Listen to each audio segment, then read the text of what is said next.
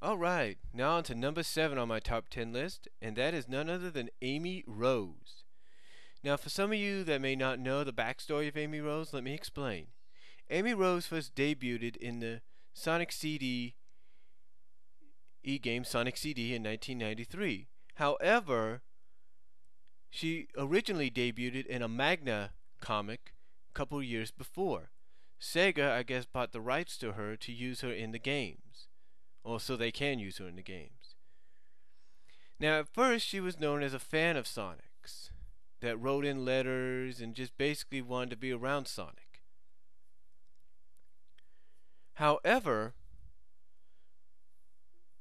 and that's all Amy was portrayed as, at the time, as just a fangirl that was eventually part of the that went and lived in Knothole with the Freedom Fighters, and then eventually became a Freedom Fighter.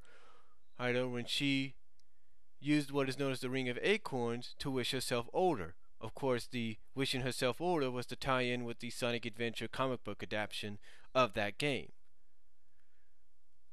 However, Amy is now being portrayed as more of a stalker, according to some fans. The reason is because she doesn't do much in the games. Well, I guess if you play Sonic Chronicles and all that, that might change, some opinions. But according to a lot, she doesn't do much in the games. And in the games and comics, she's more known as a stalker or someone that's going to be clinging on to Sonic for dear life. I mean, if you take a look at the more recent issue of Sonic, which came out this month, she does plan a kiss on Sonic. Now, I don't know if that means anything, but I don't think so. And I don't think anybody else does. But she's now being portrayed more as that fangirl with the crush and thinking maybe now there's an opportunity. But Amy overall, she is a cool character. I mean, I like her, especially the Amy I see in Sonic X, because the Amy I see in Sonic X is sort of a combination of what you read in the comics and what you see in the games. I mean, Amy's more of a how do I say? She's kind of a she's sort of like she's a little bit more mature in Sonic X, I'll say that. But even though she still has her moments of being around Sonic, I mean, you take a look at the episode where Tails and Cosmo fell in love. When Amy first hears about the fact that these people have a love potion that she could possibly use to maybe, or not a love potion, but spell that she could possibly use on Sonic to get him to fall in love with her, she's all for helping them. So, and we see in that episode how far she's willing to go to get Sonic to fall in love with her. But that is why I like Amy, mostly because of what I saw in Sonic X. I like that version of Amy probably more than anything. Not saying that the Amy in the comics ain't cool, but the Amy I see in Sonic X is much better. And that's why Amy is number 7 on my top 10 list. Alright, on to number 6 of my top 10 list of Sonic girls. And number 6 is none other than Nicole. That's right, Nicole. Now you might say to yourself, why is Nicole number 6 on your list? Well, the reason Nicole's number 6 is because of the way she is. Now, as you all know, Nicole, when she first started out, was nothing more than a handheld computer. Well, if you look at the episode Heads or Tails, she's actually a big hunking computer, if you know what I mean. But we also find out in the comics, they go into more detail of her background, that Nicole, unlike it kind of differs from the comic and the cartoon. In the cartoon, Nicole was basically built by her father, by Sally's father. In the comic, Nicole is sent from the future by the future Queen Sally to help her younger self. Now,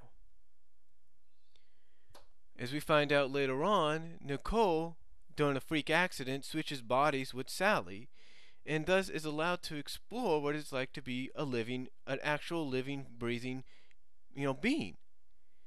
And so Nicole, after she switches bodies back with Sally, kind of longs for that now, wants to be a part of that. And so at first she tries out a little holographic imagery that kind of wakes Sally up and has Sally discover or find Nicole at the grotto, if you will, or the lake.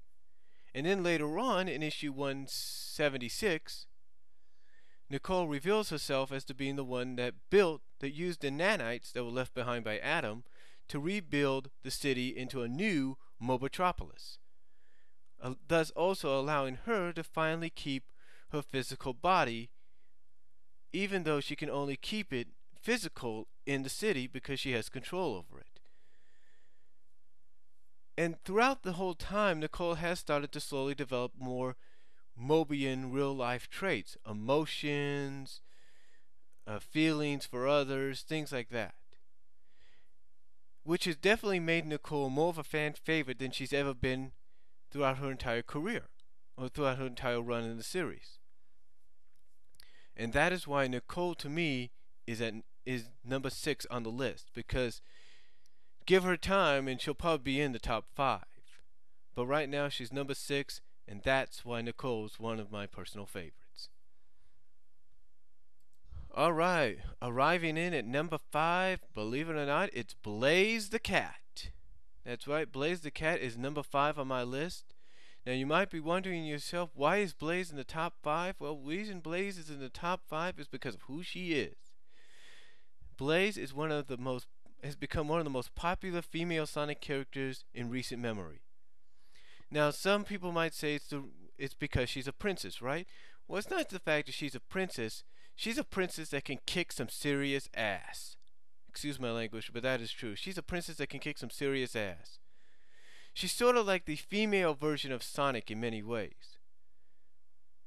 Well, actually, she's sort of like a female equivalent to both Sonic and Knuckles. The reason being is because, like Knuckles, she's a guardian of the Soul Emeralds. The Soul Emeralds are basically her world's version of the Chaos Emeralds.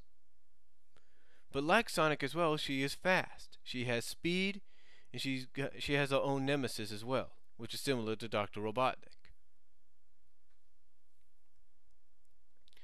But Blaze overall is one of those characters that, you know, when you watch her, when you play her for the first time in the games, or you read about her in the comics, it's like, this is the kind of character you could really enjoy. You know, she's mature, she's got attitude, she'll get in your face, she'll basically not take any crap from anybody. I mean, that's the way she is. And I think, you know, honestly, in my opinion, I think Sega took a little bit, just a little bit of Sally and put her into Blaze, because like Sally, Blaze is willing to fight for her people. That is what makes her so similar in many ways to Sally when it comes to that. But Blaze, the reason, like I said, she's number 5 is because of who she is. She's a very cool character, very interesting, very in your face. It's the kind of character that you just want to love more than anything when you play her in the games or read about her in the comics. That is why Blaze is number 5 in the top 10 list. Alright, number 4, none other than Julie Sue Echidna. That's right, it's Julie Sue. And Julie Sue, for many of you don't know, originally started out as part of the Dark Legion, but soon found out what they were truly about and decided to align herself with Knuckles and the Chaotix. Now, at first, her relationship with Knuckles was just that of best friends, of best buds.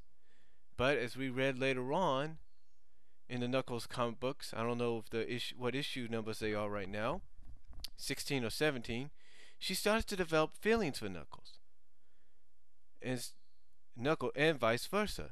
And thus they finally find out that they are destined to be known as soulmates. In other words, destined to be together no matter what. And thus, the best friendship becomes a relationship of boyfriend and girlfriend. Now, Julie Sue, as I mentioned with Lena Da, is Lena Da's stepsister. And even though they've had the differences, I believe deep down, Julie Sue still cares about her sister. And like I mentioned about Lena Da, feels as though all Lena Da is doing is going down the wrong path. That what she's doing is probably the right thing for the people, but what she's doing is going down that wrong path, which she shouldn't be going down at all. But Julie Sue overall is one of those characters also that, like I mentioned with Blaze, is a kick-ass character. She'll get in your face, she'll tell it like it is, and if she feels as though you need to get your ass kicked, she'll kick your ass. I mean, she doesn't take any crap from anybody, not even her fellow chaotics. So anyway, Julie Sue, she is one of the best out there today, no doubt about it. And and this is why she deserves to be number 4 on the top 10 list, because of who she is and what she is capable of. I I like the way how they portray her character in the comics. She's just one of those characters that just becomes a fan favorite when you see her, when you instantly see her. That's all I could say about Julie Sue, 'cause at number 4 of my top 10 list.